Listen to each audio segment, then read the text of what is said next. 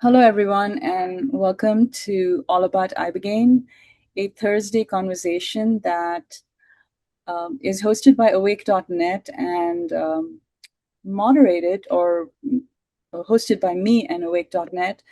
And I started this podcast right after Donald Trump's executive order fast tracking Ibogaine. And because I felt that a lot of new people would be coming to Ibogaine, and I wanted to make sure that there was a place that people could go to where they could find um, and learn from people who have been doing or working with these medicines like ibogaine and other entheogens for a really long time. So I'm really excited to introduce to you today Ana Holub, who I met many years ago when she was a psychedelic integration coach at Being True to You, and she was working with ibogaine or had just completed her ibogaine treatment. And now she works with psilocybin. She's a licensed psilocybin practitioner, and she also does psychedelic integration. And she's also the author of a book called Forgive and Be Free. And so her main area is forgiveness. I frankly think that forgiveness is the main area for everybody, especially in our culture today with so many wrongs. There are so many things going wrong. How do you deal with that? And how do you live your life? And what does forgiveness look like when there are pedophiles out there and when there are so many people who've been subjected to trauma out there? Um, so, in my personal experience, forgiveness is a key passage in healing trauma. And so I'm interested in talking to Anna about that and find out what she has to say from her experience. I've experienced myself in healing my own childhood trauma that forgiveness is something I had to do. And I had to do it for real. I couldn't pretend in order to be able to release some energy. I think we're going to have a really wonderful conversation, and please welcome Ana Holub. Thank you. It's great to be here. Good to see you again, Lakshmi. It's been a little while, but I really appreciate that we've known each other and both been growing in the um, the community of psychedelic healers and facilitators and people who really feel strongly about sharing what psychedelic medicines have to offer in a good way. So thank you for having me here. Yeah, it's my pleasure, Anna. I'm really looking forward to catching up with you and finding out what you've been up to because it's been a while. So I was wondering if you could share with us. We have 2 hours, so we have time for a deep dive. So if Okay. you could share with us how you came to entheogens and the medicine. I think it was ibogaine first, and then like your origin story, and then how you ended up focusing on forgiveness, and then what you do today. That would be really awesome. Okay. That's a big question or a series of questions, and I'll do my best. I started with psychedelics when I was about 18. No, even younger. In high school, I tried some LSD in high school. Um, I was really curious about consciousness. I didn't really even have words to say that back then. Then I ended up going to school at UC Santa Cruz, which was just so beautiful. It still is. So I moved to California and I discovered mushrooms. And I thought this was the most amazing thing because mushrooms helped me to connect to nature. That was the first opening. The beauty.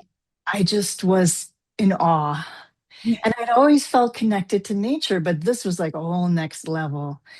And I started to experience both with other people, but even on my own, some of the things that mushrooms had to share with me. And what happened though was that I didn't have any context, I didn't have any support, I didn't really know what I was doing at all.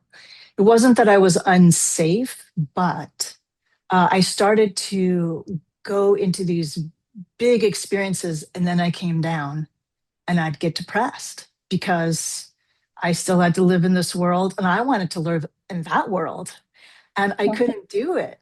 And so I just thought, going up and coming down, going up and coming down, it started to wear on me. I was in college. I needed to, have my life together. And so I stopped. I stopped because I realized it was starting to not be healthy because I just didn't have enough skills. So the next phase of my life was not about psychedelics. It was about learning to meditate and learning yoga. So those two things, I'd always been a dancer, so I'm, really love movement, but the yoga helped me to have a way of moving that was also bringing in some sacredness and some attention to my inner state. So I did that for quite a while before I came back to psychedelics. In the meantime, I had this other um, like flow of my purpose here, which was all about peacemaking. So in school, I studied about peace education, and I feel like I did that because I needed it. I mean, usually that's what happens. People That's get into the thing that they need themselves. So for sure, that was me. And the story about my personal, my history as a child is in my book. It's called Forgive and Be Free. And it's not only about myself, but my story is in there. And just briefly, I grew up in New Jersey with a family that looked pretty darn good from the outside.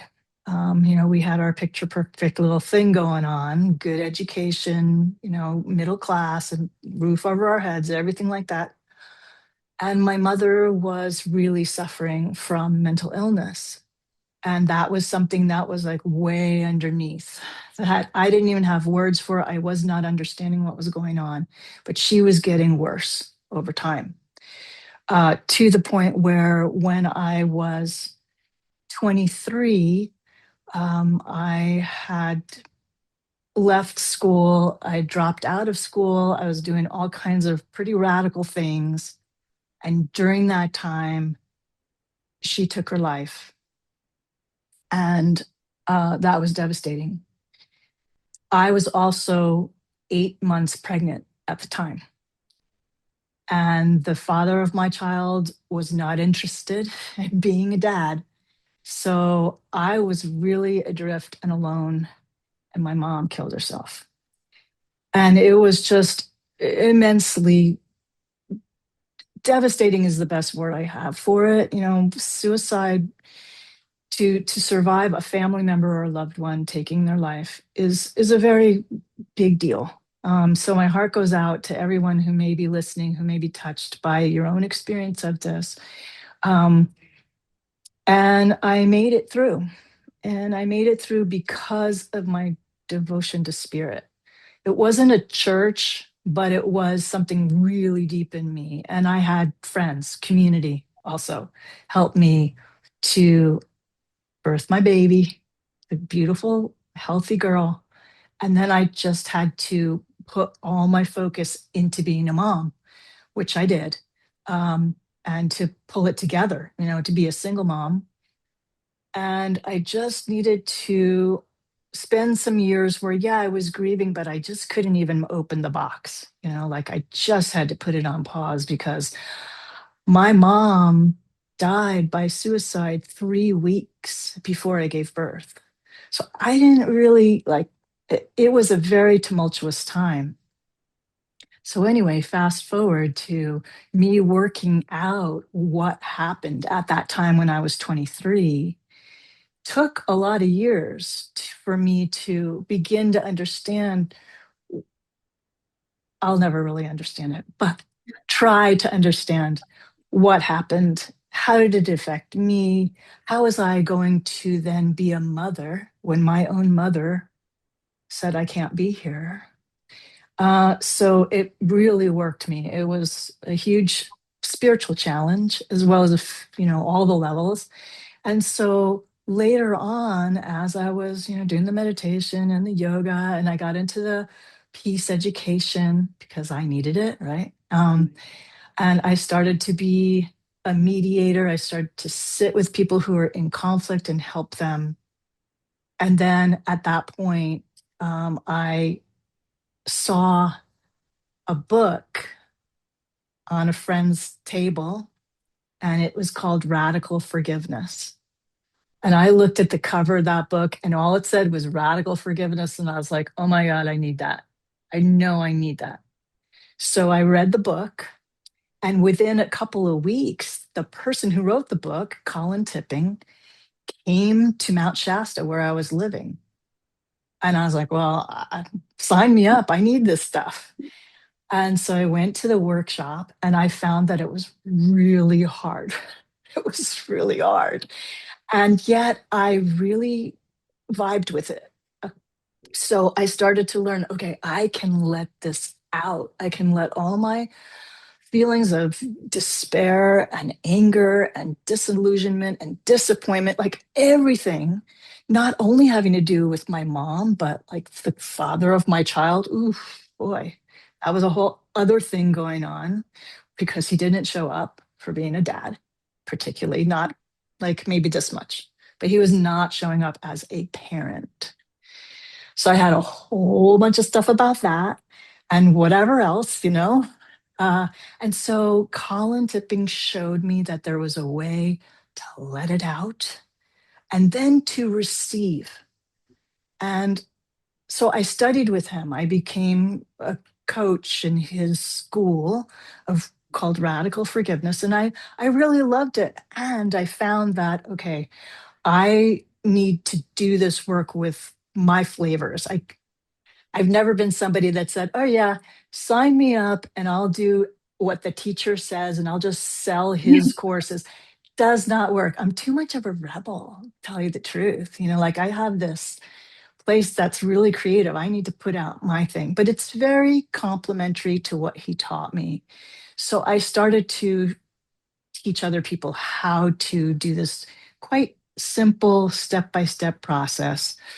And I realized that my style, part of what I was offering, was a lot more devotion. Mm. So when I say devotion, I don't mean you have to have this box with the religion. You know, you people can come whether they have a religion or not. But what I mean is this love for life, love for spirit, love for connection to all things. And that's what saved me. And Mm. that's what helps when we want to let go of our pain and suffering. We need to know where to put it. We need to have a place to just release it. So I developed a simple process this is where it diverges from radical forgiveness, but it's complementary. I also was studying Course in Miracles, which has really, really helped me. So the kind of forgiveness that I'm offering is not the traditional model. It's not, oh, you just need to forgive and forget. It's more learning what's in here for each one of us, being very, very honest with it, and then making an offering to that which is the highest and the most wonderful and most loving thing we could imagine and beyond, and making an offering and laying down our burdens. So Mm. that's what my work is about, It's like a helping surrender. people. It's like a surrender. Yes, that's the other word. Forgiveness and surrender, they are really loaded words for a lot of people. Yes. And I haven't found another word that really encapsulates the power of what this is. And I know you experienced it for yourself. It's not complicated. Everyone can learn how to do this. It's not even hard once you get into it. What's It's like a frequency difficult is shift. imagining that you're going to do it. That's the hard part. Oh, I see. I see. Yeah, it's difficult. You know what I find difficult? So sometimes forgiving somebody who's perpetrated some really great harm towards you is easier to do than forgiving someone who's done a much lesser thing, and you have this resentment towards them, or you have a bunch of resentments, and it's hard to let go and forgive them and move into Mm, another space. I think a lot of people struggle with that. So yeah, anyway, I didn't want mean to interrupt your flow, but I hope that's you got fine. the different, that there's different degrees of forgiveness, you know. Yeah. So, yes, I mean, there are the most heinous crimes happening right now on this earth and have happened. There's also levels of our um, ancestry, cultural traumas that each one of us has gone through, depending on our lineage, our ancestors, where they came from, what they believed, what they went through, is in here too. So, I mean, there's lots of layers to it. There's all the stuff that happens around gender and male and female and politics and just being a human being. Many layers of things that we could realize. I'm holding a resentment about what I went through, how the world is, how screwed up it is, etc.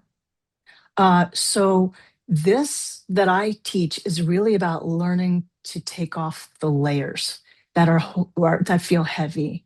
And for each one of us, they're a little different, and yet they're amazingly similar at the same time. So it's like I was saying, it's not a traditional model of what we've been taught. Like, oh, you should forgive this, you should make nice. Oh That yeah, well doesn't that's work. yeah, right. That That's that a, really doesn't work. that What? doesn't work. That's because Mm-mm. somebody is telling you to do something but not giving you the means to actually do it on an emotional level Yeah. or psychospiritual So, level. Yeah. yeah, we haven't been shown what are the steps. How am I going to do this thing, even if I think, oh, it's a good idea. And that's what my work is all about, helping people to say, to learn the steps themselves, feel it in your own heart, your own mind. And then once we do the letting go, equally as important is receiving. So we don't want to just do the letting go part and go, yeah, that's good. Well, we need to receive the See what? wisdom, the wisdom of our own intuitive connection to all that is. Oh, I see. Because these things that have gotten stuck inside of us, pains, disappointments, resentments, jealousies, like all kinds of things that are like hanging out, they take up room. They some people say they rent space, like they're taking up space in our consciousness. And then when we unwind them, we offer them some gentleness and some love. We lay them down as an offering to the whole, to the oneness. Then we're free. Then we open up a whole bunch more inner space so that we can receive intuitive wisdom directly. So when I work with people, I don't do a reading. I don't say, oh, I see this and this and this about you, because I want to build skills Yeah. for and with my clients. And it's really a workout. It's exactly like working out in a gym, except that it's on the inside, but we're building muscle by coming back to it over and over. We don't do this once. We learn how to do it, and then we say, all right, what else is there? Where else am I stuck? Gently, you know, Right. so that we learn to take off these layers. But we don't say, oh, it was fine, because it wasn't fine, So, like, being real with how much pain that we and or our ancestors have gone through, it needs to be dealt with. We need to sit with it. So that's why I always start with prayer. It's not a religious thing, it's a prayer of the moment. It's a prayer of, like, please help me. I'm Yeah. humble here. I humbly ask for some support because I don't know what else to do. And we start from humbleness and asking for support.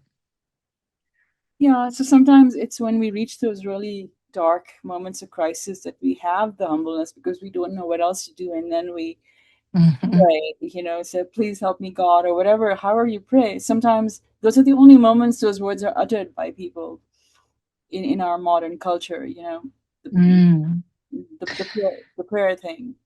Yeah, like some people that come to me, they already have, and if prayer doesn't work for you, don't say prayer, say intention. That's okay. Yeah. But with your intention, bring some humbleness, because we want to start by saying, I am ready to learn because so far I'm still having this heaviness in my heart and in my memory. So then we just sit with what actually happened and being honest with all the emotions. Can't jump over that stuff. And yet that's not the end either. So we start there and then we say, all right, we're free. Would we like to let go of this? And so when a person is ready, they can say yes, and I will help them. Or I've written this book so that you don't have to come to me. You can read the book and do it. Or you can do it with a friend, or you can do it with a therapist. But in Or any even case, medicines. You can do it with entheogens, and I would love to go into yes, that for a second when you're ready too. Is how it shows up during an entheogenic journey. right. So this is a good point to say when when I came back to the psychedelics in my life, I had already been doing a bunch of forgiveness work for myself and clearing out. I feel like we all have this central channel. I call it our tube of light. Every single person has that. And we just want it to be shiny, you know? And yet it's not if there's a whole bunch of this pain, kind of layer by layer. So we learn to take off the layers in this forgiveness process so that we can receive the truth of the beauty that we are. And I personally, you asked me in the beginning, like, what's your story? Okay, so right around my 40s or so, I started to realize, oh, I really got a lot from psychedelics.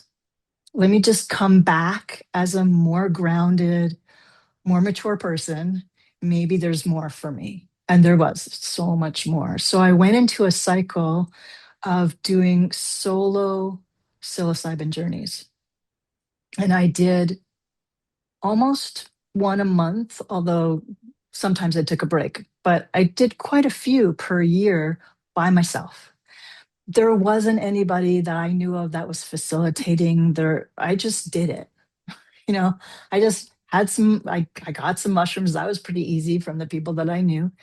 And I just started to experiment with dosages, with what do I need, with unlayering a whole bunch more. The mushrooms really helped me. And what I found was because I had this foundation of the expanded forgiveness that I offer, that I've, of course, been doing myself before I offer it to anyone else, got to do it a lot here.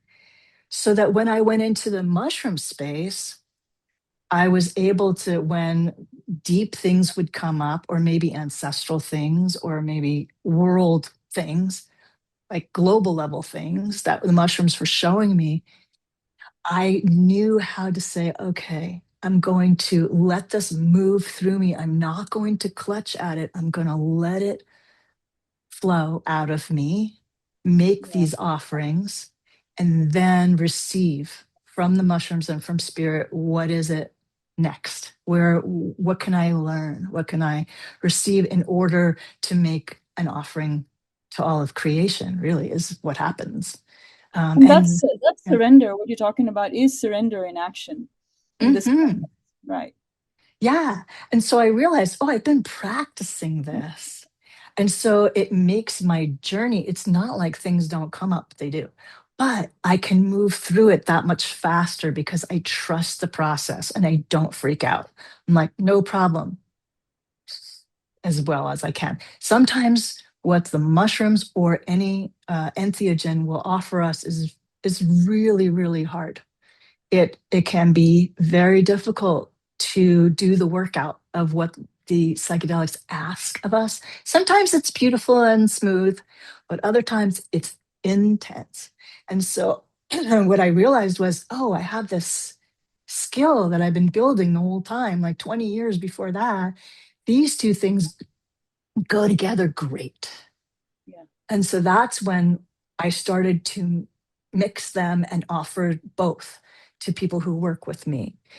They, by the way, if people come to me, or if anybody's listening is curious and you want to come for the mushrooms, you don't have to do the forgiveness. It's not required. It's not ever required because we're free. And if you want to do it, great. If you don't, no problem. But they are good. together. So you realized that you had been priming for being able to move through entheogenic journeys and help other people with all this work you did with forgiveness. Yeah, that's beautiful. That's really Yeah. a nice thing that you have this depth to that. So go ahead, go on. I didn't mean to interrupt. Just wanted to. Yeah, no, I'm happy to have a conversation where we go back and forth. Yeah. Um, yeah, so I did realize, okay, this is a skill. Remember I said about the muscles, like it's a workout and we get stronger over time to be able to handle more and more that spirit will give us, especially if we're committed to being of service on this planet. If we're not committed to being of service, then probably it won't come up because we're not even thinking about other than our own little life. But for many, many people, especially now, we're like, all right, this world, this earth needs us to wake up. And Wake so up. I love that you have awake.net. It's like, absolutely, we have to wake up.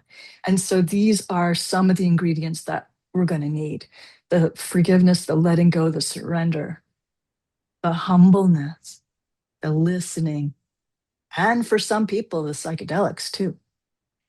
Right. I wasn't sure if I was going to share this, but I want to share, if that's okay, that I share right now. Yeah, Um, please. so for me, the childhood trauma that I was talking about didn't emerge until I was 50 years old because I wasn't ready. But when I understood I had something that I had forgotten about it, I had amnesia, I decided to do an ayahuasca journey. And this is where I encountered forgiveness in a very sort of forgive or be trapped in this sort of, it was really like that, forgive or Mm. don't be free. you know Yeah, right. That's your choice. That's our choice. Yeah. So right. do you want to tell us about it? Well, I thought I would, just because I think that's one kind of forgiveness, but I want to talk about the other kinds too. So anyway, so I took the ayahuasca, and my intention was that I wanted to release whatever was bottled up inside of me. And what happened was I needed to go to the bathroom, and so I said, okay, I better go before the journey starts. I went to the bathroom. We were in a circle with some other people and a shaman.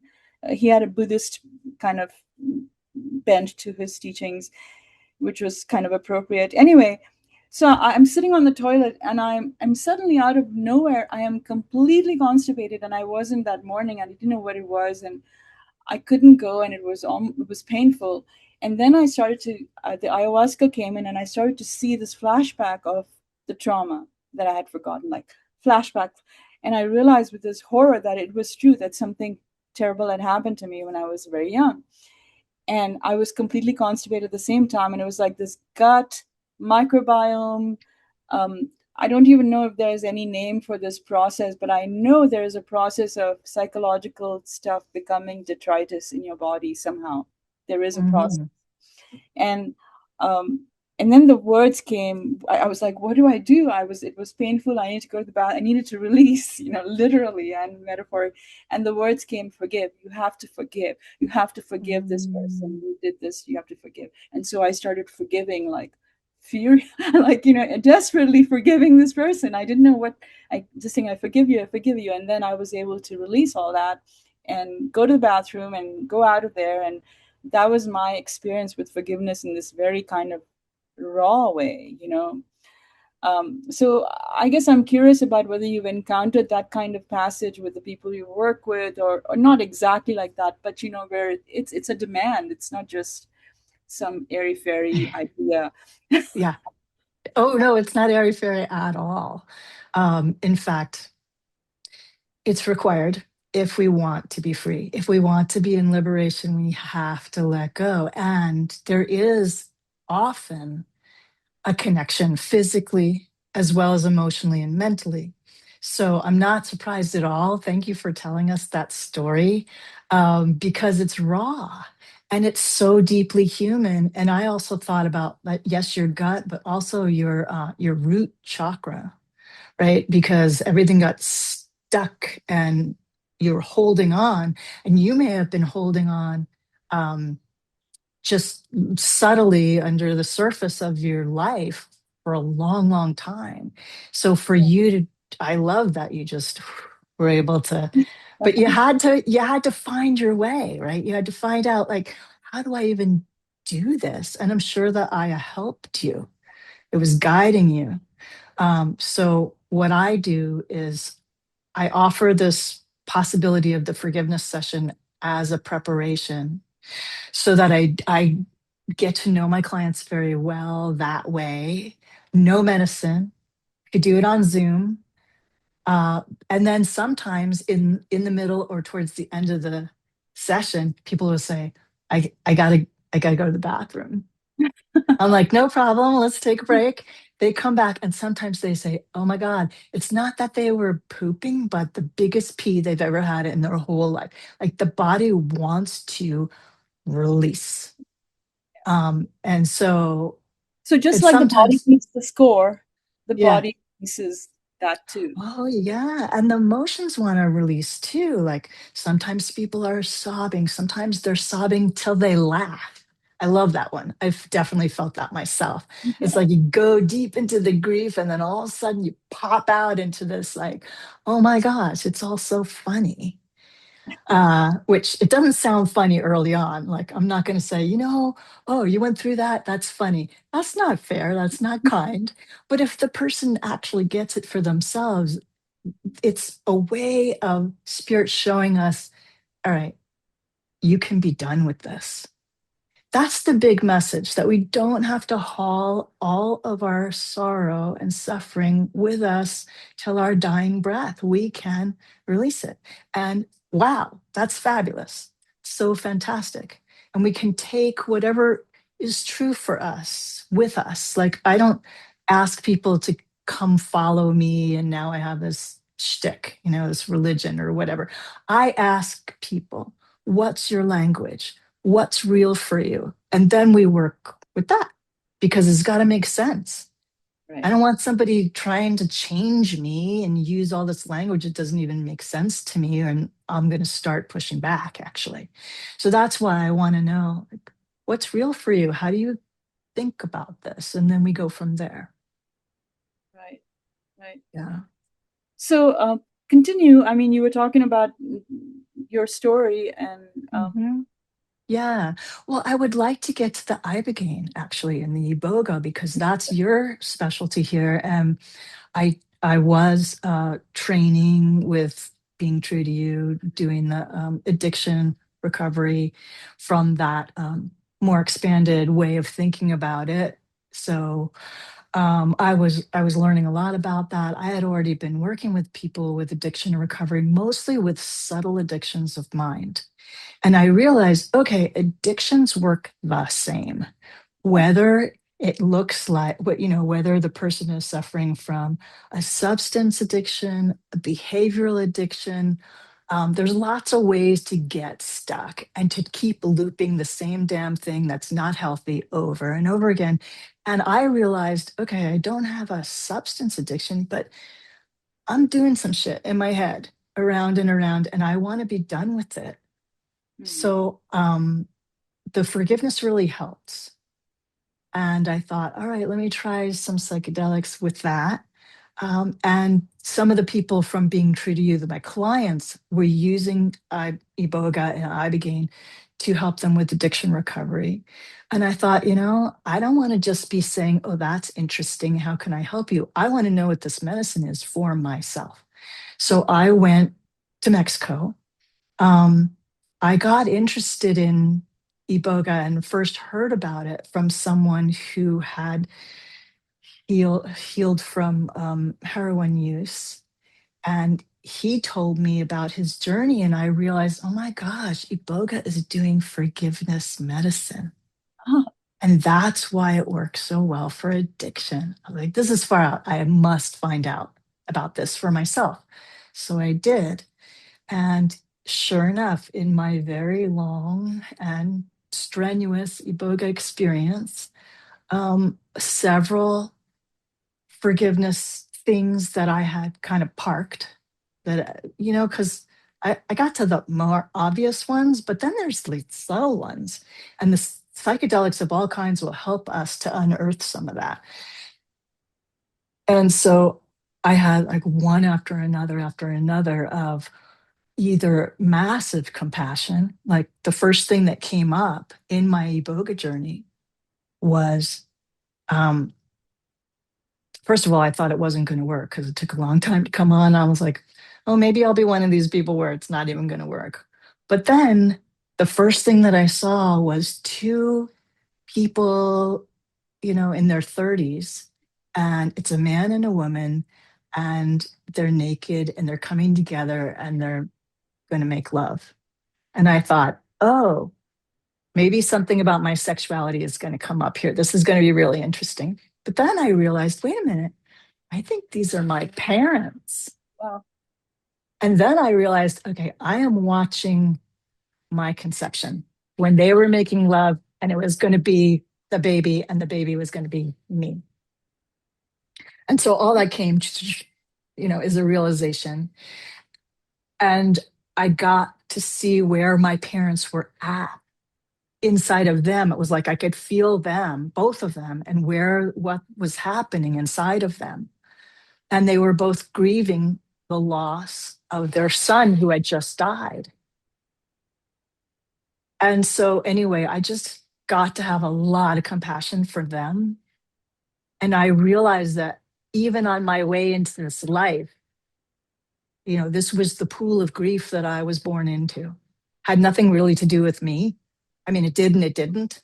But anyway, Iboga helped me to take some of these strands apart and offer compassion to the entire thing, including myself. Oh, wow. So that was super powerful. That's how it started. And then there, kept going. It was sort of linear. So then there was the next thing, I think, was something that happened when I was a teenager, and it was disrespectful to my mother. And I realized it was a self forgiveness, but it was also asking for her forgiveness that I had been disrespectful of her. Mm. So I went through that, and I felt my mom's spirit there with me, and we just worked through it, and it was beautiful, and it just kept going and going and going. And then after a while, I was done with the personal aspect, and I started getting into bigger, more global things that were shown to me about where we're at on this planet and some of the really deep, ugly, dark things that are happening.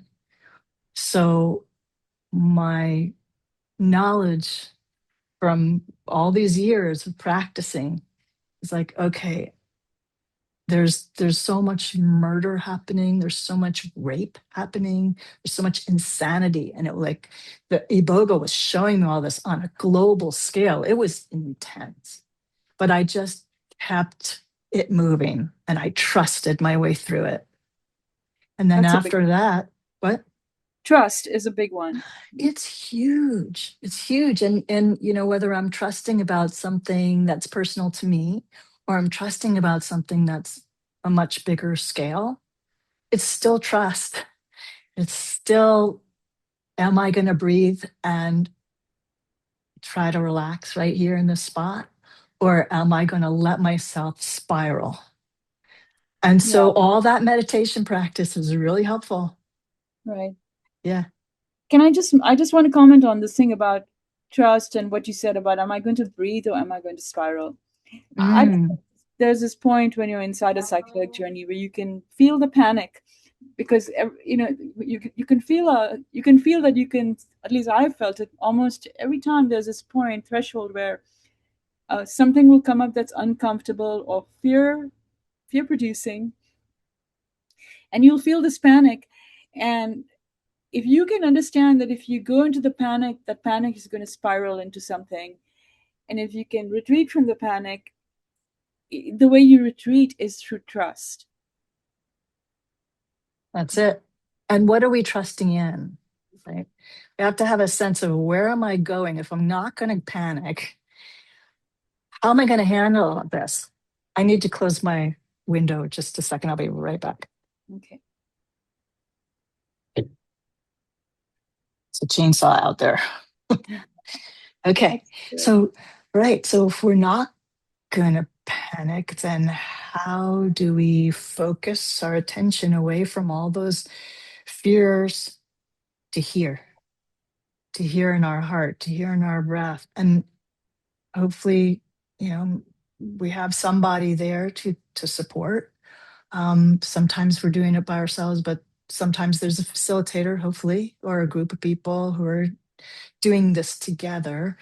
And that connection can be really helpful also, because we're not in this alone ever. Even when I was doing my solo journeys, it was mostly because I didn't have anybody else to do this with. And because I'm a private person and I really wanted to explore what is this Yeah, without anybody talking to me or distracting me.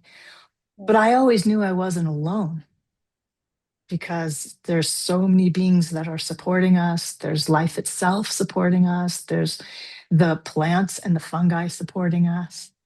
And I that is remember. really, when I remember that, it's easier to trust. All right. Right. Yeah. I did get to a place with the Iboga because it's a long haul. It's like 12 hours. And I got to this place where I was like, okay, I'm done. I just don't want to be this high anymore. I'm tired. I want to come down. And it's like, ha ha, no, that's not going to You're not happen. getting it. Yeah. And it was just like, and I had this flash during the journey. It's like, okay, this is like birthing a baby. I had two kids. And there's a place that I had gotten to in the labor where it's like, oh God, really? This? I got to do more contractions. I got to feel this more. You're And exhausted. and it's natural, it's organic, and it's not going to stop just because you feel like turning it off. It's going. You're It going to is. birth this baby. You Right. can't just not do it, right? Because the forces of nature are much stronger than any one individual, and that is a surrender in itself. And so when I got to that point in the Iboga journey, like, can this just be over? And it's like, no, it can't. And I remembered, okay, I got through birthing two babies. I can do this, and I just kept going. Right. So somehow or the other, the reserves come up. It's like if you Yeah. do a long hike or a marathon or something, you come to that point where you're just exhausted and the reserves come up. And Mm, that's what the medicine is asking you to do because you're not finished. You're not right. finished. So there is a Exactly. point. um, Yeah, there's a stretch. It's the workout. It's like, where else can I go? Can I even get stronger or more wise or more willing? Willingness is a big part of it too. so I want to touch upon what you said about how you did all these journeys by yourself. And I've done a lot of journeys by myself or just with my partner at home. Mm-hmm. And um, I personally would like to counter the narrative that insists that you have to have a therapist or a clinician or some kind of paid process in order to delve into these plant medicines. Um, Sometimes you have to. Sometimes, like when I was dealing with my own trauma, I went to a circle, I had somebody. Sometimes it's wise to have support. But Yeah. sometimes, if you're just doing it for your own personal growth and self knowledge, you can do it by yourself. You just have to know yourself to know if you're going to be capable of weathering these things, and finding strategies to deal with what comes up in a journey like Hmm. that. You know, Yeah. yeah, Yeah. I agree. As much as I work in the legal framework in Oregon now, I've got training, I got a license, I got to pay licensing fees, I got to deal with the bureaucracy, all of that. Still, what I'm offering is pretty much what I offered underground. There are a couple of changes, but not anything big because my heart's still there, the ceremony's still there. And there are a lot of people who are coming to the legal framework with the service centers and everything because there's accountability and because there's a certain level of safety for people who would never, ever do it otherwise. And for people who are really suffering, maybe with some OCD or some anxiety, some depression, some traumatic brain injuries. Like we have people coming for those things. And for those things, yeah, facilitation's a good idea, at least once to get your toe in the water, like, but then I agree with you that especially if you go slowly and you don't overdose yourself and you get some support, either from online support or a facilitator to help you prepare and help you integrate. That can be helpful also. It's great to have somebody to talk to that knows the psychedelic space. So that's helpful, not required, but helpful. And yeah, people can just, turn off the phone, shut the door, put on some music, make sure you won't be distracted, bring in your intentions, light a candle, get your humbleness and your willingness and your honesty and do it. But start slow, start mellow, because, you know, you don't want to get yourself into a space where it's just too much and then there's nobody around to help you. Okay, but Sometimes people that's do it where there's somebody else in the house yeah. just in case. That's kind of a nice way to go. So you have privacy, you can do your own thing, but if you need to bang on the wall or whatever, somebody can come and make sure that you're all right. Yeah, it's funny. This is not the conversation that was happening when I did psychedelics in the 90s. Nobody was telling Mm, me any of this. Nobody was telling anybody any of this. And right. you basically made mistakes and you discovered what you could survive, like my second ayahuasca journey was at home because I had ordered some from this person in Colombia where I went, and I didn't remember exactly how much that they had given me, and I it took three times the amount, and I had to have a very difficult journey, with like ataxia, and but I survived it. I survived that journey, and I learned that I could survive it. So it was important, to so I guess what I'm saying is, yeah, go slow and be prepared, but honestly there is a big difference between a micro journey and a macro journey. Not just a difference of quantity or more of the same. There is a big difference, in what happens to you, and in a macro Mhm. journey versus a micro journey. So um, at some Yeah. point, if you really want to have a quantum shift, you have to commit to a macro journey. Yeah. And what do we mean by that? Like, Yeah, I'm very sensitive. Doesn't take much for me to be in the stars. So, but other people could need twice as much, and they're like, yeah, this is interesting. You know, so that's why you have to get to know yourself and your physiology. yeah, Like, how fast do you um, metabolize this? How much do you need? Does lemon help? Depending on what taking. Also, there are some safety requirements or protocols that are very, very important, say with MDMA, definitely, with the Iboga as well, because people can die on Iboga. Don't do that one by yourself. Just don't, definitely, don't do it. definitely. And with MDMA, check your medications, your heart. If you have any problems with your heart, like really research MDMA before you has try it. one of the highest LD50s, lethal dose thresholds of any of the medicines. So Mm, MDMA also is, yeah, you can get overheated, and or if you take yeah, too much, yeah. So have to be very right. careful with that. Yeah, no, Exactly. I'm not endorsing any kind of irresponsible use. I'm just saying that the psychonaut journeyer solo or in their home exists. That paradigm exists, and That's people right. should understand that it exists, but it's not for everybody. And if you're taking SSRIs and you do it by yourself at home, you might encounter totally unexpected results. Yeah. Yeah. And that's one of the things about asking somebody like me. There are lots of us who can help you prepare. So I don't expect everybody who works with me to come do a mushroom journey with me. Maybe you want to do something else in your home, but I could help you make sure that you have some of those safety protocols set up, that you know, how to be safe and happy and healthy while doing it. And then I would be available afterwards say, well, how did it go and what happened? And you can't really shock me because I've been through lots of weird stuff. So it's okay. Just tell me what happened and I'll help you out just by being a listening ear. Or also, the integration part is so, so important. I'm glad people are talking about it more now. But what do you want to do with what you received? What do I want to do with what I received from my journeys? I take it really seriously. Not serious, heavy, but serious, it means a lot. It's precious to me what I learn. Right. Yeah. Right. What? Yeah, you said something earlier about how when you started doing those journeys, you would come, you were high, and then you would come down, and Done. you wanted to. And I went through exactly the same thing. I hated myself when I was not high. I kind of wanted to be the high person. So Mm.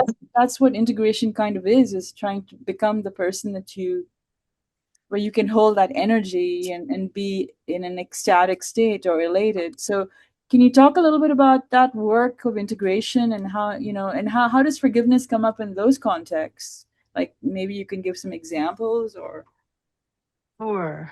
There's somebody that is not muted on here. So if you could just mute yourself, that would be great. Thank you. Um, yeah, I muted her.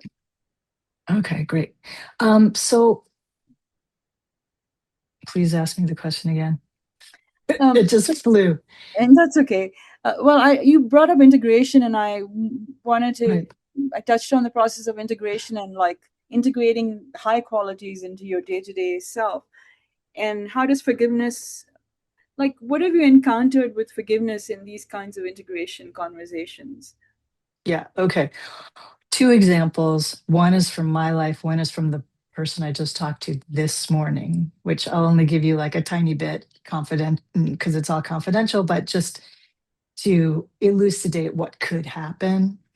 Um, Sometimes especially on the way down, as I watch my ego coming back online, I will realize, or the mushrooms will be, or whatever psychedelic I'm on, will say, oh, by the way, this is really bothering you.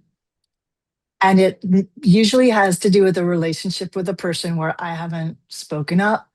I've been just feeling shitty about something that happened, or maybe somebody said something didn't sit well with me. Maybe it's often a dynamic between a friendship or something, right? And I'll realize, okay, this has now been exposed to the point where I can't really ignore it. I don't want to ignore it anymore. I need to do something about it. So, doing some letting go of my own resentments, even after the journey, so that I can prepare to then speak to the person Hmm. and say, you know what? I mean, this is the living integration of like, hey, this didn't work for me. But I don't have to do it with a whole bunch of like momentum of blame because I worked that shit out first. And then I just do the best I can. Maybe it's not going to be perfect. Maybe it will not feel great. Maybe it'll be a tough thing. But I really want to come to some resolution in life with my loved ones, with whoever it might be.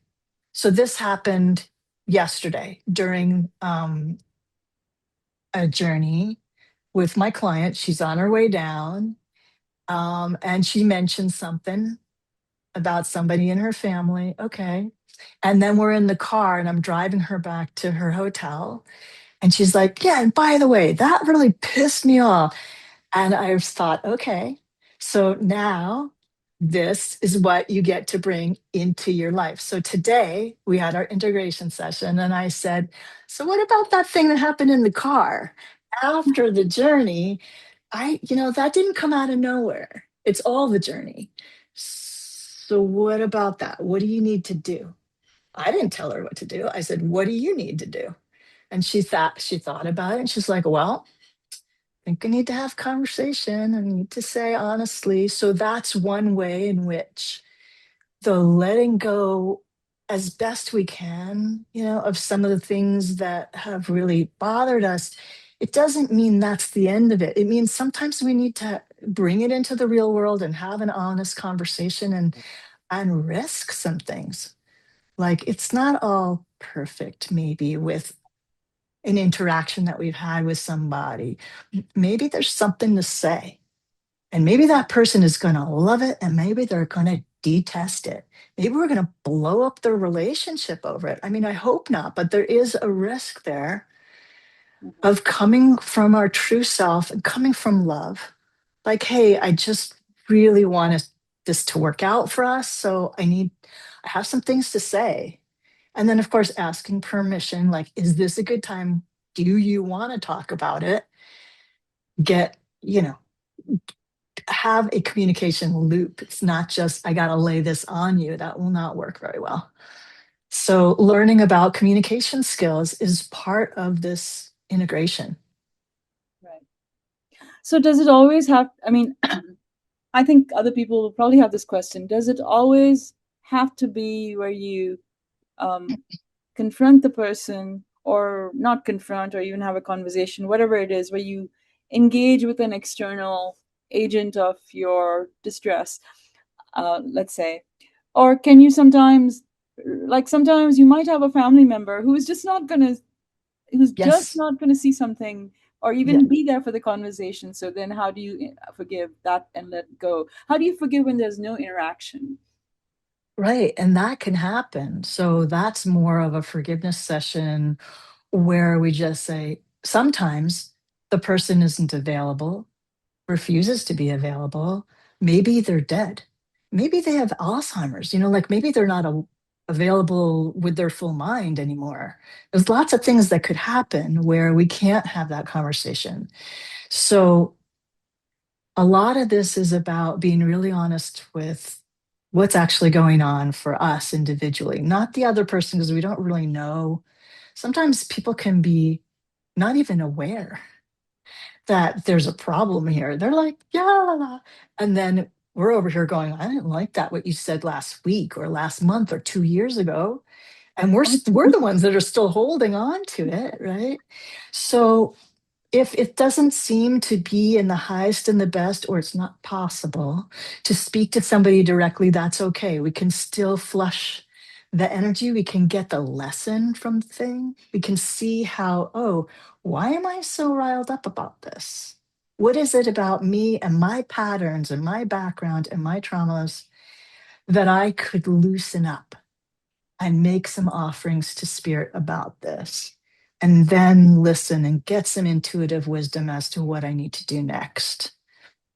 So I think there's implicit in that, and again, trust that you're asking a question kind of yourself, of the universe, and you're trusting that there's going to be an answer and a process that's going to help you move through this question that you have. Like, what is it about me that needs to release?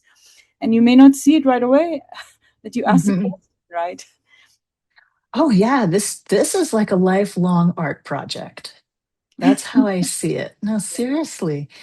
I just feel like this is my dance. I'm doing it the best I know how to dance. I'm getting more free in my dance. Whether anybody likes my dance or not, I'm getting more free in how I am dancing with spirit, with all of life, with the earth. And it opens up our creativity. The more that we open up this tube of light that we are, the more we can be creative. And that's one of the things I love about psychedelics and the forgiveness work. Put them together, and it's even more powerful. And I've seen this in my life. I was given piano lessons, and I really fought that when I was a kiddo. Then I took some flute lessons, and this is in high school. I learned to play the flute. And then after that, I pretty much dropped it. I didn't play a whole lot, a little, but not a whole lot. And I was intimidated by, I don't know how to improvise. So I don't really know how to jam with people. And so I just didn't do it. But in the last couple of years, and I'm in my 60s now, I picked the flute back up. And I started to learn. First of all, I was ready to suck. I was ready to be bad. I was ready to make mistakes so that I could learn and I could try stuff. And so I've been playing mostly with my husband, who he's also learning instruments. And we just agreed together that we're just going to lay down our need to be perfect about anything. It's very powerful, especially to do it with somebody else. and Yeah. just say, all right, what could come out of us? And we've been really exploring. And what I discovered with the flute is that I always knew I had a good ear for harmonies. I used to sing a lot with a band, and I could sing the backup harmonies, and I could sing whatever was needed in the chord. And that was super fun. I could just do it. But I didn't feel the trust to do it on the flute. So now I'm saying, all right, what can my ear do? And I'm like, well, I want to hear that note. Where is it? And I'm starting to learn from like kindergarten level how to do this thing because it's fun. Not because I'm going to be performing somewhere, although I have performed a little, Nice. but because I just want to know what my creativity is like. So it never ends. It never ends, the growth and the creativity that you can encounter, and the need to forgive over and also never ends because Oh, you encounter things. You know, mm, um, yeah. yeah, I recently talked with my brother who's 9 years older than me, and he said some things to me that triggered me completely and brought up childhood stuff, and I realized that I hadn't forgiven him for things that happened when I was 16, and he was 25. And so that made me realize that it's not how old you are. There's no you're not done. You're not like finished, because Mhm. life goes on, and sometimes people carry certain resentments to the grave with them, you know.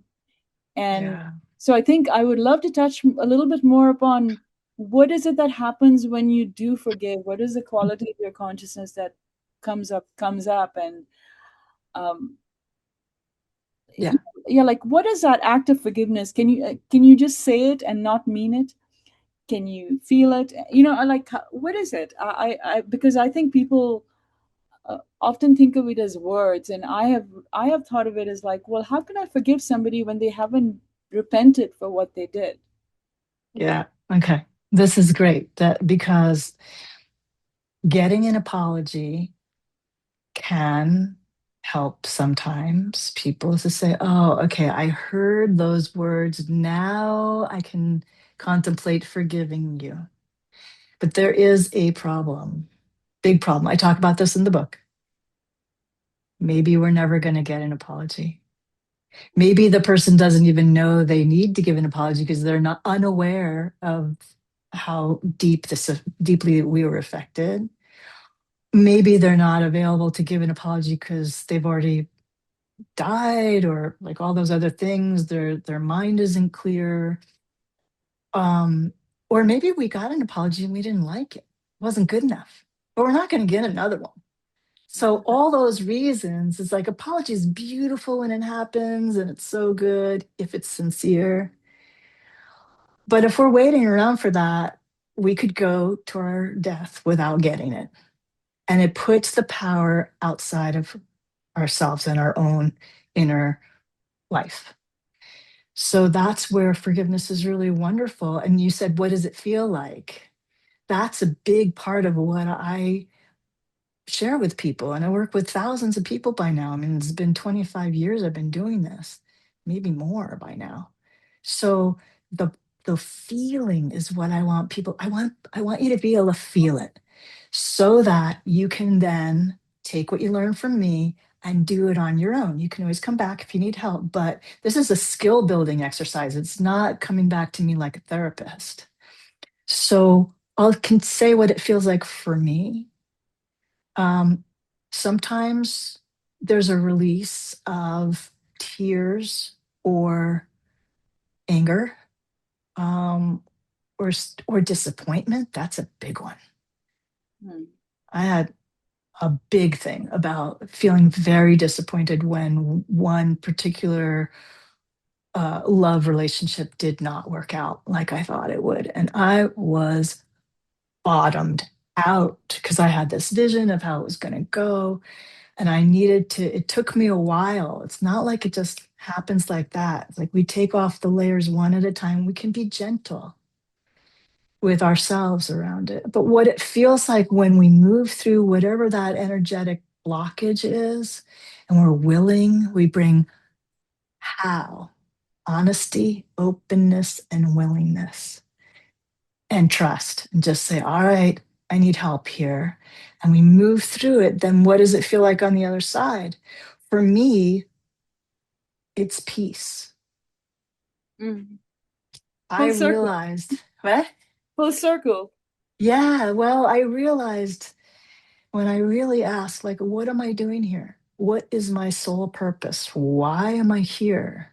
And I kept feeling like there was something about peace, peacemaking, figuring out what works and what doesn't. Around why don't we have peace on earth? Why am I not peaceful? So that's been like a driving force. It's been like the colors of my incarnation. And so when I discovered this forgiveness method, when it came to me and I got help, of course, nobody dreams stuff up by themselves. We're always doing it together in some way or another. But anyway, as I was refining it, I realized, okay, this feels like peace in my heart. Wow. It feels like relief. It feels like lightness because we're not carrying that burden. It's like when you shared your story about you felt all like bound up and even in your body bound up. And you were realizing some things that had happened that you had parked for quite a while and it came back because you were ready. Then when you finally had that beautiful poop into the toilet, I mean, like that must have felt awesome. I don't know, did it? Well, it felt good, but that was the beginning of my release. And because I had bottled it up for so long, my actual process of, yes, in that moment, physiologically and everything, it felt great. It was a big relief, but Yeah. it took 3 years really of me having to go back into, because it was. I mean, if you have a, it really, I think, has a relationship with the degree of the trauma, right? Mm-hmm. And how long it's been suppressed. So Mm-hmm. so I had to do some work before I could actually get to feel how I feel now. And how I feel now is the trauma is a thing of my past. That it happened in the past. It's a narrative. I have less and less emotional charge around it. You know, I have charge though around other people who have been similarly. So I do have feelings of outrage and lack of forgiveness towards pedophiles and other people who have been similarly hurt. I have a charge around that, so it's a different kind of charge. So I probably have to do some work there too. It's a process, Maybe. maybe. Maybe. I mean, you can decide, actually. We can decide what do I want to keep and what do I want to let go of. And if you find that that charge spurs you into, like, as long as it's not costing you energetically in your own heart and mind, if it's like a passion now, then that could be used for good. Yeah, And yeah. I think so. I think it, that's how it can become. If you feel like anger or outrage, you can turn it into um, good. You can turn it into a good expression that helps other people communicate, etc. yeah. Yeah. Um, yeah, so yeah, thanks, Rachel. She said, love the way you said that. I have a charge around. Yeah. Yeah, so I think it's pretty natural to feel that. And we should feel outrage about some of the things that are happening in our society. It's appropriate. I was about to say that. I mean, certain things are really messed up. And to just say, oh, it's fine. No, that's not what I'm advocating at all. What I'm advocating is let's be as strong and centered and peaceful and open to our intuition as possible so that we can go do what we came here to do and share our light with the world. And that may mean, like, I get out in the street, I carry a sign, I'm good and pissed off about what's happening here. So it's not like I don't do anything. So that's an important thing to mention. It's like when things are not okay, they're not okay. And we don't have to like cover it over and make nice. Well, That's not that's what this is spiritual about. bypassing. That's what they call spiritual bypassing. Yes, That. exactly. Right. Um, and I think so the discernment comes about in understanding what you really need to let go, because you can't really do anything about it or change the outcome by holding on to it, and it's just blocking your energy, like as you mentioned. and Yes. and Yes. what needs some other kind of resolution, like action, or reaction, Mhm. perhaps. Right. What kind of responses? How strong are our community ties? How much are we caring about our neighbors? How much are we making sure that we're healthy? We're not having, distractions and like junk food eating and watching a bunch of TV instead of being present in our lives, that we're responsible for. And how we show up, we're responsible for that part. But we can't, I mean, this has been big for me that I just wanted to change the world. And when I was younger, I was like, yeah, we're gonna have peace on earth. Great. And then I hit my head against the wall for a while until I realized, okay, this is a duality planet. Welcome to planet Earth. It's based on the most beautiful and the most horrendous, and it's all here. And it's all happening together. It's all happening simultaneously. And yeah, there are layers and aspects of our consciousness where it is peaceful and Yeah. it's beautiful to bring that as much as possible to the earth. That said, what's happening on the earth is quite alarming right now. So if we're not tuning into that, we're not paying attention. So there is a massive amount of service that we can be offering, but not in a panic because that doesn't help. So unwinding all of that, each one for ourselves, I'm doing it as best I can. Right. Yeah. Right. So I think finding the way of right action, like for example, if you're finding violence and you're finding these kinds of excesses that our society is involved in on so many levels, corruption and money stuff, corruption and sexual stuff, corruption. It's really what I see it as is a relationship with power that is Yes. completely out of balance. And so what you can do as an individual is uh, look at your own relationship with power and come to a balanced place with that. Mm. And sometimes that involves letting go of stuff that is part of your ego personality, uh, that you're holding on to. You have this attitude, and I find a lot of that in the ibogaine world. Actually, I find a lot of this kind of stuff that is coming from unresolved inner attitudes that I mean, maybe you can't help it, but it comes out in competitiveness or one-upmanship kind of dynamics. And what I feel about that is it's a huge world and a lot of people need these medicines. We don't have to compete with each other. We just Mhm. don't. Well, yeah, that you're pointing to something that is a key place of fear, I think, that we've been conditioned into thinking there's only so much and I need to protect. And, it's me and mine against you and yours. And we have to dismantle that.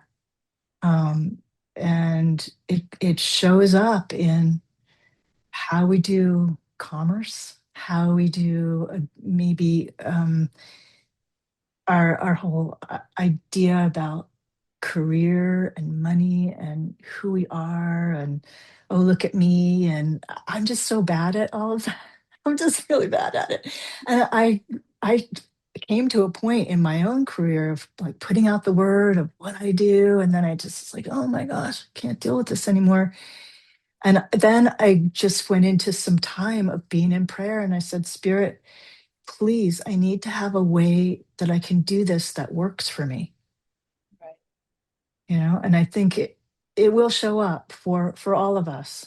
We need to work together, not in silos, like you said, and not in competition. Right. Yeah, so that's kind of why I created awake.net, is creating a place where a community can gather under a big umbrella. Awakening is a big umbrella. And so we can share our collective wisdom and people can find each other, find the resources they need, etc. But doing it mindfully so that not so much with the point of view of how many people can I get to come on here, etc., but more what is the quality of the people who are coming on and what they're bringing up, because Mhm. it's a critical time on our planet.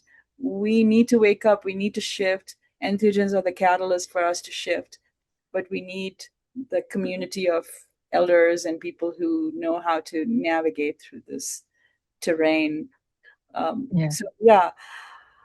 So can you talk a little bit about what you do with the birds? I mean, the safe nest. I was going to say bird's nest, but Yeah, Safe Nest. yeah. Right.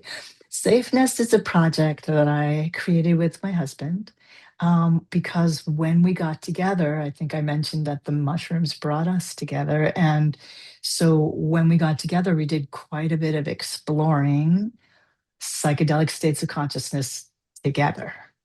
And we learned a lot. We learned a lot about what works, what doesn't work so well. Oh, like you were saying, like in the wild, you just figure it out.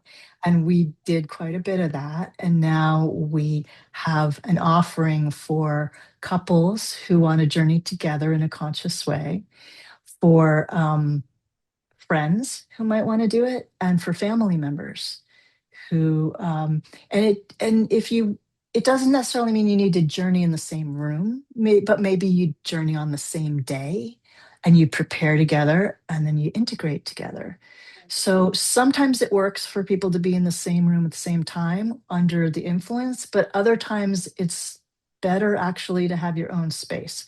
So we help people figure that one out. They could either come work with us in Oregon or they can do their thing at home and we'll just help them prepare and integrate. Um, and so it's really about sharing the space. And it's not necessarily offering a group because that's a whole circle, but it's more this dyad. What happens? And where is your relationship going? And what do you want to have happen in this relationship? So it's super interesting. Like it can be very fascinating to explore those things. So we're doing that together. He's also licensed facilitator. Um, so we decided to call it Safe Nest because when we're in that really expanded space together, which we're learning to integrate into our daily lives, it feels safe and it feels like a nest, like, oh, I'm in my little zone, right? But I'm not alone. I'm sharing that with somebody and they're seeing all parts of me, sometimes better than I see myself. Right. So there's got to be a lot of respect and friendship underneath there. Yeah. Right. I think when there's not that respect and friendship, that somebody able to see into you becomes a power dynamic, or can become intimidating if Yeah. there's a if a guide is not holding It, that.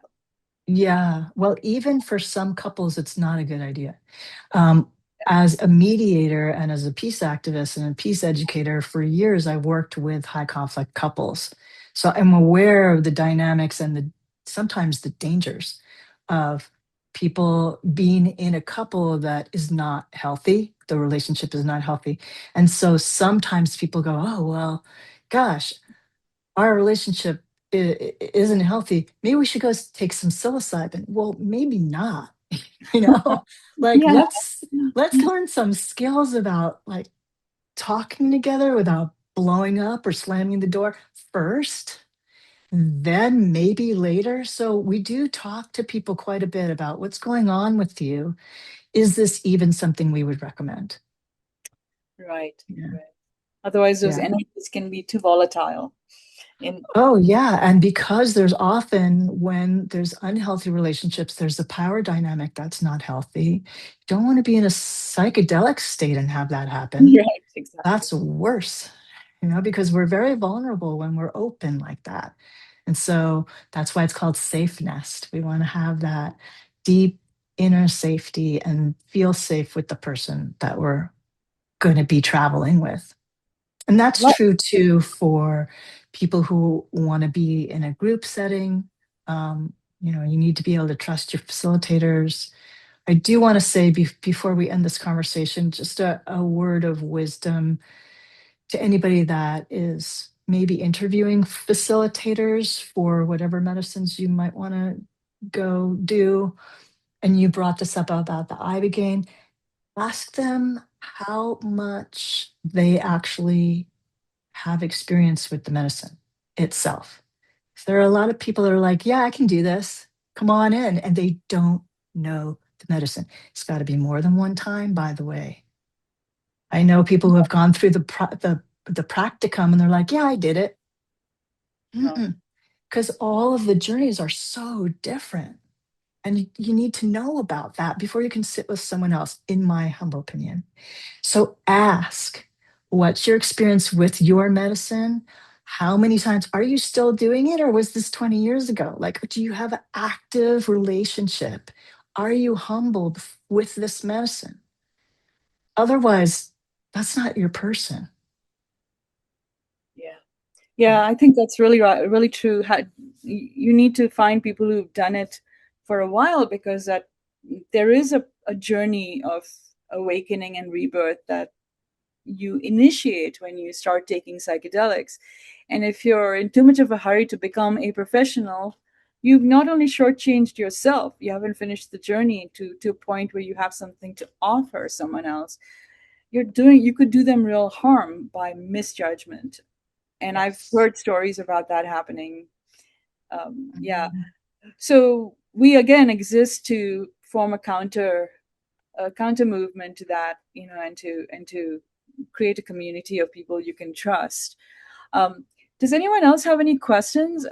If you do, just turn on your audio and ask, or yeah, or put your hand up or something.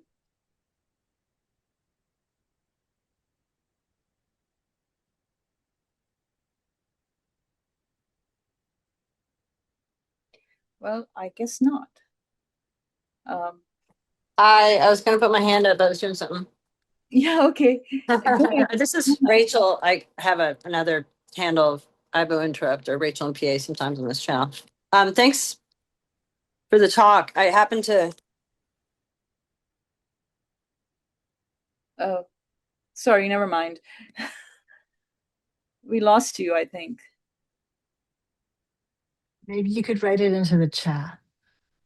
That might work. I don't know what happened. Rachel, we lost you.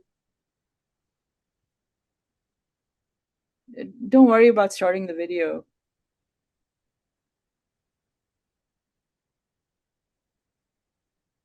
That's weird.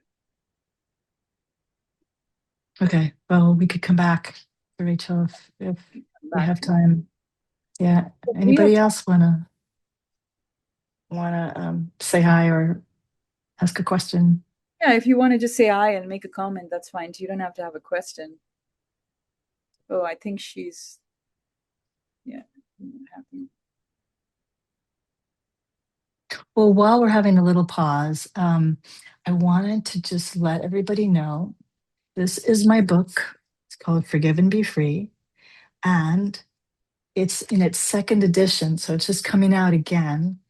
And what I added to the second edition is the story of my Ibogaine experience, because there's so much forgiveness in it.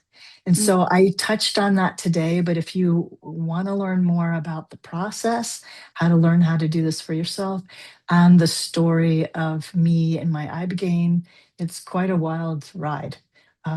And so, feel free to pick up the book. The Audible will not have that. The Audible just has the first edition. So you want to get the second edition if you want the Ibogaine part. okay. Well, while we're waiting, I have a question about would it be possible for us to create a workshop that you host through Awake, that we can, do an online workshop on forgiveness? But is that something that we can do? Sure. Yeah, Because then we we can can, do it. that would be really awesome. I would love to schedule that down the line. Okay. Great. Thank you. I would love to share. I mean, this is a big passion of mine. And so any way that I can share it with people who are interested, I'm into it. Okay. Thank Well, you. did you finish telling us about the Iboga journey, or is there more since we have time? There's a lot more. uh, and the Iboga journey, really, it mirrored some of the other journeys that I've taken in my life, which is that it often starts out personal and I got some stuff that I gotta like work through. Okay, realizations to have about me, Anna. And then it moves to something bigger, like it's sort of like we got get up to the balcony and we take an overview, me and whatever medicine I'm on, and I get realizations of, oh, okay, this is humanity, this is me as a human, but it's not just me, it's like how humanity works, this is how duality works, this is how this plane of 3D, oh, but this isn't the only plane, things like that will show up. And then towards the end, once I, get through the learning phase, then there's the and the beauty and the peace. And so that also happened with the iboga. It just took hours and hours of time. And so I do explain, when I fully wrote it out, that I had some really deep and supportive, helpful, kind um, experiences with the energies of the Divine Mother, the energies of whatever I could see as the Divine Father, although that's still somewhat of a mystery to me. And then the oneness that encompasses everything. And so I describe that as well. And that's where it left off, was in a really beautiful place of unity with all that is. And I don't often talk about that because it's hard to put words in it, Mhm. to it. And yet I walk around with it a lot. Yeah. And the way that I walk around with it is a lot of connecting with the earth herself, the ground, the soil, the rocks, the critters.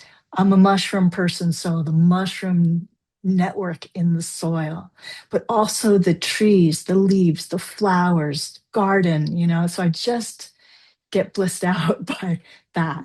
Sensorial, right? Yeah, Yeah, I think that bringing that awareness, or that awareness coming, awakening in you through psychedelics like mushrooms, is really powerful, and it allows you to see that you're missing a lot by not being conscious of just the simple things that are all around you. yeah. Um, so I just want to share you, as you said that I've been going, my cat Buttercup, she likes to go for a walk with me, and we walked like 2 blocks down this road where there are trees and stuff just down here. And her walking is like very slow, and she'll stop and she'll sit, and she just won't move for like 10 minutes, and I have to wait. And for a while I would be like waiting around, tapping my foot. And then finally I just descended into her mindset of, and it's this whole world she's listening to. And it was really powerful experience. My cat taught me how to listen. I love that. You should maybe do a whole thing on that. Um, really, or write about it, because or maybe it's a poem. Well, I was going to get my camera and follow her one day and kind of do a thing about it, because I think you're right. Yeah. It's an Yeah. important thing to understand, that it can be that simple. An altered state can be that simple. And people could learn a lot about that, because a lot of people have animals, but they're not tuning in like how you learned to do. You weren't tuning in at either at first, but you learned how. Right. That's awesome. Yeah, that was awesome. So Yeah. Ads said, this is resonating much with me. Ads, do you want to share something, or you want to talk, rather than me read what you're saying? Mm, mm. Maybe not. Anyway, he just said he's holding on to resentment with his mother, who refuses to acknowledge damage she has done. Yeah, so I think this idea of somebody acknowledging is often not something you can achieve with family members. Yeah, that's right. Um, oh yeah, he says can't use the voice at the moment. I understood, but thank you for chiming in. And it's true, you may never get that. And so, what are you going to do with that? How are you going to live your life and take care of your heart, where that resentment, or wherever that in your body where your resentment lives in your consciousness? Can you perhaps start feeling into maybe you could let it go. And that's the journey. And if I can support you, please let me know. Oh yeah, right. So somebody's when it's hard when you acknowledge and come to resolution, but they continue to cause damage with their ways, and it hurts to watch, right? Yes, it does. Yeah.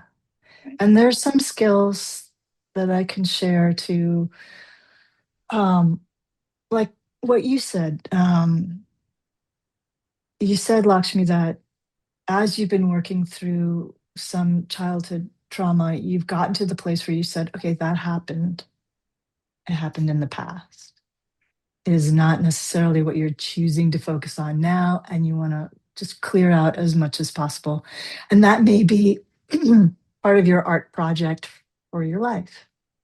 So there are ways that we can just come into some simplicity no matter what anybody else is doing. And when it's your mother, that's difficult too, because that's a unique relationship. So there's a lot there. And my heart goes out to you. And I know that you're working with it, and it will resolve as you bring your honesty, openness, and willingness to it. Right. Yeah, some of those wounds are so deep, right? So deep with like if it's a mother or a father, so deep. It Or takes a time. child, by the way. Or a child. Yeah, right. Yeah, or anybody that we really feel very connected with and really love deeply or detest or both. You Yeah. know, it happens. That's our soul family. Yeah. Yeah, so can you come to a reconciliation with that, to a complete and total reconciliation with a parent or a family member who has hurt you deeply? Have you seen that happen? Yeah, Who I've seen doesn't it. who doesn't It acknowledge doesn't. or Yeah. So this is where bringing our connection to spirit in is essential, because just on the earth plane, it's just going to feel really hard. And then we think, oh, there's no way out. And so that's why I say a prayer at the beginning, so we can be in a spiritual space together. You can do this on your own too, and just say a prayer for yourself, if you want to do that. But in any case, have a connection to all that is, because without that, it's I don't know that we can heal right. and that we can be free without a connection to all that is much bigger than our little one incarnation with this person. And it's bigger than Right. that, you know? It's much It's bigger than bigger. that. Yeah. Yeah, so what you're saying, so I want to share another thing that I think is relevant here. So my first journey was with ayahuasca, and my father had died 5 years before, and my brother didn't tell me that he was sick, and I was here. I didn't get to see him. I missed a flight. So it was this whole narrative of stuff that didn't happen that I was blaming my family for, and I didn't get to see my father before he died. It was a big grief. And when I did Mm, ayahuasca, my father came to me in it, and I saw his face, and as soon as his head, like Spock in the galaxy, his like head floating there, and mm, as soon as I saw him, all my resentments melted away, and there was this huge feeling of eternal love between us. And what he said to me in this kind of telepathic way is, he said, I'm going, and we just kind of basked in this love for a few minutes, and it washed away everything, all the it wasn't like a active act of forgiveness. It washed it away. It was irrelevant, all the things yeah. I was concerned about. And then he said to me, I'm going away now to another planet, and we probably won't see each other for millennia. And then he disappeared. And what it told me was that we live beyond this lifetime. We maybe live on other planets, and we are connected for millennia. And that was the healing, that understanding that your life is not just this one narrative arc. So I think sometimes the healing comes in ways like that, where you, like you said, where you experience spirit. Well, what we're calling spirit is really also the understanding about how the universe works on a bigger level than what you think it is Mm. in your lifetime. Yeah. Oh, that's so beautiful. Yeah, Thank you. thank you. Yeah. Oh, and that's one of the things that psychedelics are really good at is helping us to encounter beings that maybe aren't in a body anymore, but we can still connect with them. Now, we don't need psychedelics to have that, but one of the things psychedelics does sometimes do, open the door for that so that we can see and feel how eternal we are. And what might happen in a family for this time and space can be very difficult, and yet it's not the whole picture. My mom, I told you a little bit about my mom, and she died by suicide, and it was horrible, and I was just a new mother, and I had no money, and I had no help from the dad, and it was a mess. And I gradually, grew myself up and realized I could handle it through my love for the oneness Yeah. and community. I got help, obviously, but then later on in one of my journeys, my mom came, and we had a deep connection, and we had to move through some stuff too. And we did it. And I was so grateful because I've been talking to her in my heart. But that was deep to be able to do it in a psychedelic state of consciousness. Yeah, I bet that was profound. Yeah, I was going to ask you how you feel about all of that now, about your mother's Hmm. Oh suicide. boy. Yeah, it's ongoing, really. But as I write about this in the book, some of the story of what I went through and how I'm doing now with it, I have a lot of compassion for her. Um, the whole question of mental illness and what is that about? Because as souls, I feel like we're beautiful, we're clear, we're free, and then we come here and we don't necessarily have contact with all that. And it can be very humbling. Like, how much control does someone have, really, if they're not in their right mind? That's been a deep exploration for me. And I haven't really come up with any concrete, like, oh, this is how it is yet. I feel a lot more compassion with the entire situation, for me, for her, for what she went through. Um, Learning about my family history, ancestry, it didn't just start with her. Right. There was momentum, from generations of people. So that's, again, feeling me, and yeah, it's me. I'm not running away from it, and yet I can see more layers. I can see more context and more compassion for myself being born into this situation. And then when I have more compassion for myself being born into my situation, I can then have more compassion for everybody's situation, because I realize, oh, okay, we come from the mystery, we get born into our family soup. Our family soup is this cauldron, has all kinds of ingredients that are already there. And we drink the soup because we have to stay alive and to have the incarnation. And then later on, we get to decide, all right, what are these ingredients? What do I want to keep? What do I want to let go of? Yeah. And we sweeten it for the next generations.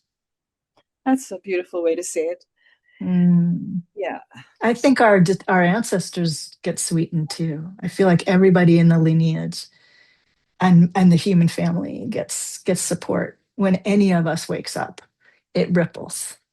for sure. Yeah. Yeah. We're in this big slinky that's all connected. Yeah. A slinky. That's right. That's right. Yeah, yeah. Okay. Well, I think that's it. All That's a that great, I have to share is kind of a good spot to finish. yeah, Thank you for the people who have been listening and commenting. I think everyone who's here really enjoyed it. Thank you so much, Anna. Can you just mention how you can be reached? Um, Yeah. Right. So you can see how to spell my name. It's AnaHolub. just Google me. I've got a website. I've got a YouTube, although I haven't put anything on that YouTube for a while. I'm on Instagram. I'm on LinkedIn. So please feel free to reach out and just say hi. And if I can support you by any of my work, then that would be wonderful. And you can get the book too and just read it and enjoy. And there are links on my website for getting the book. I've been working to get the book available on more places than Amazon so that you can support independent booksellers. Put a plug Awesome. in there for independent booksellers. It's just anaholub.com. Yes. I'll, and then she's also going to be on Awake. You can search there. And Anna, I want to invite you to join the Mentors and Masters community and have a presence there. So really look forward Thank to you. having you and you bringing your wisdom in. So thank you so much. It's been such a wonderful conversation. Thank you, Lakshmi. I'm glad that you shared about yourself as well. And so sweet to see you again. I haven't seen you for a while, and it's good to reconnect. Yeah, likewise. Likewise. Okay. All right. Have a beautiful day. You too. Bye bye. Bye.